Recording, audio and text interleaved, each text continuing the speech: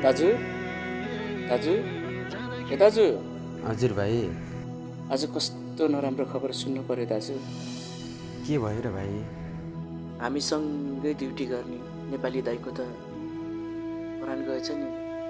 अब के खबर सुन्नु पर्यो नि? यस्तो कसरी यस्तो भएको रहेछ? केही कुरा थाहा पायो भाइ? खै दाजु, साथीहरूसँग ड्युटी गर्दा गर्दै एक्कासी प्राण गयो भन्छन्। उफ, साह्रै नराम्रो लाग्यो भाइ। हामी परदेशीहरूको के नै भर्छ र? आउँदा आकाशमा जाँदा बाकसमा तपाईँ। म पनि आमा बुवाको एक्लो छोरो हो दाजु।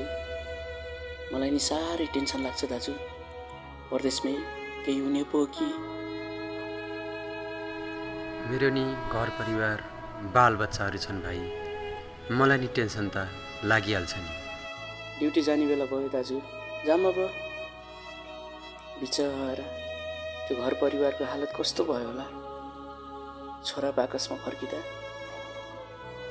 हामी पनि यस्तो खबर सुन्दा सुन्दै मुटुमाथि ढुङ्गा राखेर ड्युटी जानु परेको छ दाजु। हामी परदेशीको त जिन्दगी नै यस्तै रहेछ।